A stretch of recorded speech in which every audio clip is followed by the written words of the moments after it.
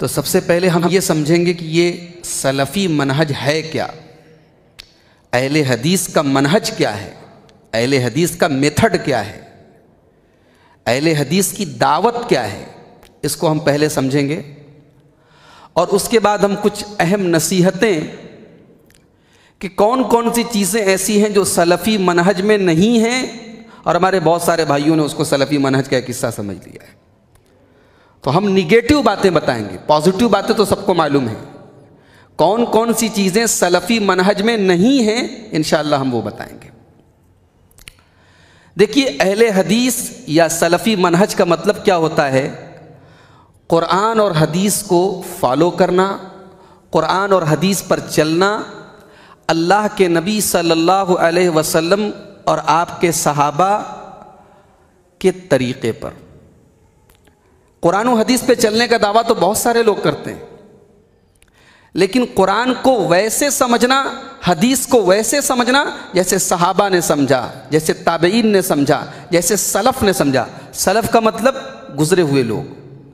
تو شریعت کی ٹرم میں جب ہم سلف بولتے ہیں تو سلف سے مراد کون ہوتے ہیں؟ اللہ کے نبی صلی اللہ علیہ وسلم، اللہ کے نبی کے صحابہ، اور صحابہ کے بعد تابعین۔ یہ جو تین جنریشن ہیں، صحابہ، تابعین اور تبع تابعین، یہ تین جنریشن کے لوگوں کو سلف کہا جاتا ہے، اس میں اللہ کے نبی صلی اللہ علیہ وسلم بھی شامل ہیں۔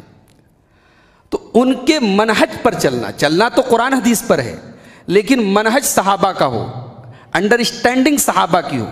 بھئی قرآن ہے، آج منکرین حدیث بھی قرآن سے استدلال کر رہے ہیں، شیعہ حضرات بھی قرآن کو دلیل بنا رہے ہیں، انجینئر علی مرزا بھی قرآن کو اور حدیث کو دلیل بنا رہا ہے۔ تو لیکن قرآن اور حدیث کو دلیل تو بنا رہا ہے، لیکن انڈرسٹینڈنگ وہ نہیں ہے جو صحابہ کی تھی، ایکسپلینیشن وہ نہیں ہے جو صحابہ کی تھی، معنی اور مطلب اور تشریح وہ نہیں ہے جو صحابہ کی تھی۔ اس کو اور کلیئر طریقے سے اگر آپ سمجھنا چاہیں تو میں ایک آیت پڑھنا چاہوں گا اور ایک حدیث پڑھنا چاہوں گا۔ آیت جو ہے وہ سورہ نساء کی آیت ہے۔ اللہ تعالیٰ نے فرمایا کہ وَمَن يُشَاقِقِ الرَّسُولَ مِن بَعْدِ مَا تَبَيَّنَ لَهُ الْهُدَىٰ، جو رسول کی بات نہیں مانے، جو رسول سے اختلاف کرے، وَيَتَّبِعْ غَيْرَ سَبِيلِ الْمُؤْمِنِينَ، اور جو مومنوں کے منہج کو چھوڑ دے، مومنوں کے طریقے کو چھوڑ دے۔ یہاں مومنوں سے کون مراد ہے؟ صحابہ مراد ہے، اللہ کے نبی صلی اللہ علیہ وسلم کے صحابہ مراد ہیں۔ سب سے پہلے ایمان لانے والے وہی تو ہیں۔ تو اللہ نے صرف یہی نہیں کہا کہ جو رسول سے اختلاف کرے، اللہ نے کہا جو رسول سے اختلاف کرے اور صحابہ کے طریقے کو چھوڑ دے تو اس کا کیا حال ہوگا؟ نُوَلِّهِ مَا تَوَلَّى وَنُصْلِهِ جَهَنَّمَ وَسَاءَتْ مَصِيرًا، ہم اسے جہنم میں پہنچا دیں گے۔ پہلے اللہ نے فرمایا نُوَلِّهِ مَا تَوَلَّى، وہ جدھر مڑے گا ہم ادھر موڑ دیں گے۔ وہ غلط منہج پہ جا رہا ہے، ہم اسی منہج پر، اسی راستے پر اس کو چلا دیں گے۔ وَنُصْلِهِ جَهَنَّمَ، اور اسے جہنم میں پہنچا دیں گے۔ وَسَاءَتْ مَصِيرًا، اور جہنم سے برا کوئی ٹھکانہ نہیں ہے۔ تو صحابہ کا منہج ضروری ہے میرے بھائی۔ اب وہ حدیث آپ اپنے سامنے رکھیے، ترمذی کی کتاب الایمان کی حدیث ہے۔ حضرت عبداللہ ابن عمرو بن عاص رضی اللہ تعالیٰ عنہ حدیث کے راوی ہیں۔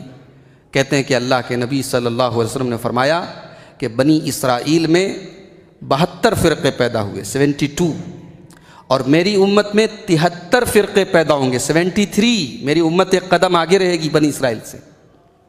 کلہم فی النار، اور میری امت کے اندر جو 73 فرقے پیدا ہوں گے یہ جہنم میں جائیں گے سوائے ایک ملت کے اور ایک جماعت کے۔ صحابہ نے پوچھا، اے اللہ کے رسول، وہ ایک ملت اور ایک جماعت کون ہوگی؟ اللہ کے رسول صلی اللہ علیہ وسلم فرمایا، ما انا علیہ واصحابی، جس طریقے پر میں ہوں اور میرے صحابہ ہیں اس طریقے کو فالو کرنے والے نجات پائیں گے۔ تو اللہ کے رسول نے یہ نہیں کہ قرآن حدیث پہ چلنے والے نجات پائیں گے، قرآن و حدیث کو میرے اور میرے صحابہ کے طریقے پر فالو کرنے والے جنت میں جائیں گے۔ ورنہ آج بدعات اور خرافات کرنے والے بھی قرآن کو دلیل بناتے ہیں، حدیث کو دلیل بناتے ہیں۔ تو یہ بات یاد رکھیے، اسی لیے ہم اپنے آپ کو سلفی کہتے ہیں۔ اہل حدیث کے ساتھ ساتھ ہم اپنے آپ کو سلفی کہتے ہیں۔ کیوں؟ ہم قرآن و حدیث کو سلف کے طریقے پر فالو کرتے ہیں۔